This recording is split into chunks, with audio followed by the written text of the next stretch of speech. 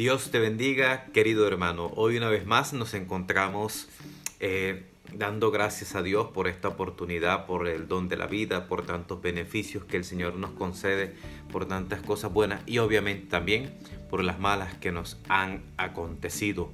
Oramos y pedimos al Señor por todos los enfermos, especialmente aquellos que están pasando necesidades, aquellos que están sufriendo y no tienen quien les ayude, quien les esté acompañando, por aquellos que han perdido sus familiares enfermos.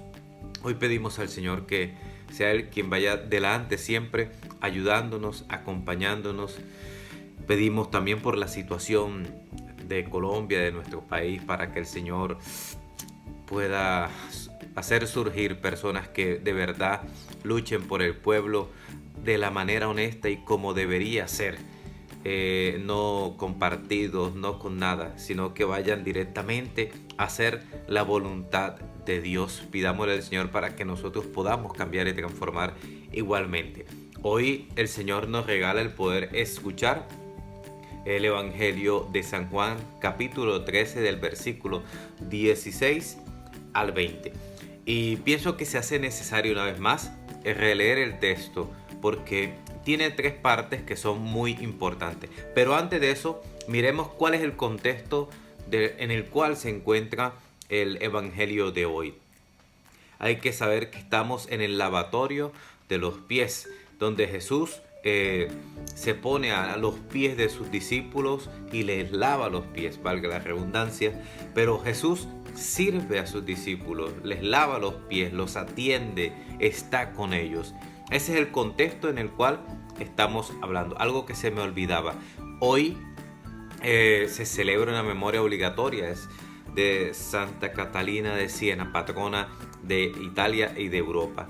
Sin embargo, hemos cogido los textos que vienen continuando la lectura para no perder el hilo de lo que venimos reflexionando durante este tiempo. Y nos metemos entonces a los versículos. La primera parte podemos decir que Jesús hace un llamado al servicio, un llamado a poder descubrir que los que estamos como servidores de Dios no somos superiores, ni estamos por encima de Dios, ni somos Dios. Lo digo porque es lo que el Señor nos regala poder escuchar. Prestemos atención. En verdad os digo, no es más el siervo que su amo, ni el enviado más que el que lo envía. Sabiendo esto, dichosos seréis si lo cumplís. Esto es importante porque primero recordemos lo que hemos venido hablando durante estos días, la relación de amor con Dios. Si mi relación con Dios es buena, así seré en el momento de hacer la misión, la evangelización, todo lo que en el fondo estamos llamados a hacer. No solamente yo como sacerdote, sino como padre de familia, como madre, como abuela, como trabajador, en el lugar donde estés hoy. El Señor nos llama a servir con amor, sabiendo, o sea, es que el Señor nos pone ese ejemplo para que nos demos cuenta que somos simplemente enviados de Dios. Sí, pero resulta que en muchas ocasiones sucede mucho, que a veces pasa mucho, vemos al sacerdote como si fuese Dios y a veces dejamos de orar y simplemente escuchamos al Padre.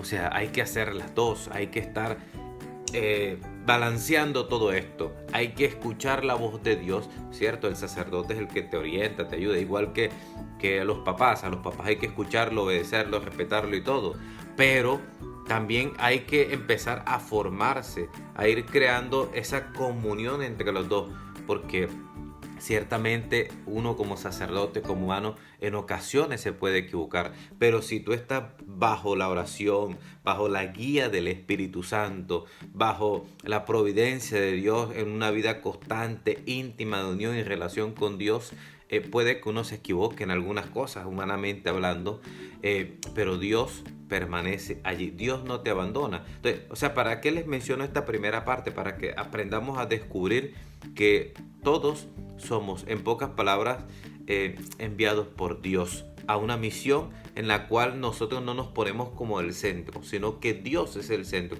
Nosotros somos servidores, porque es que es lo que Jesús nos ha mostrado y nos ha enseñado en su tiempo de vida. Por eso se ha puesto a los pies de sus discípulos y les ha servido, les ha lavado los pies. Eso es lo primero, el servicio, saber que Dios está en primer lugar, ¿cierto? Lo segundo importante, sigue diciendo el texto, no me refiero a todos vosotros, yo conozco a los que he elegido, pero tiene que cumplirse la escritura. ¿Qué dice la escritura? El que come mi pan ha alzado contra mí su talón. Os lo digo desde ahora, antes de que suceda, para que cuando suceda creáis que yo soy. Bueno, esta parte que hace referencia, todos sabemos, a Judas, que entrega al Señor Jesús. Pero la pregunta es, ¿será que yo hoy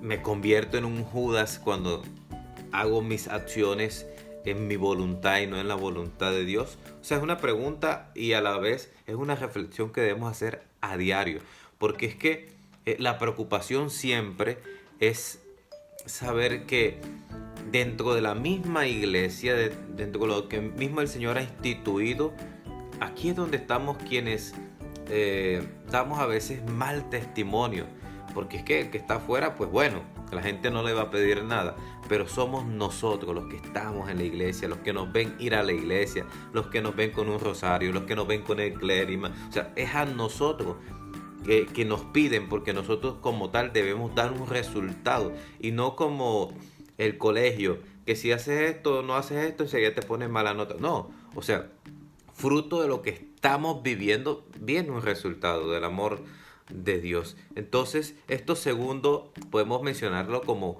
traición. A veces, lastimosamente, muchos de nosotros traicionamos el Evangelio con nuestra forma de vivir, con nuestra forma de actuar, con nuestra forma de hablar.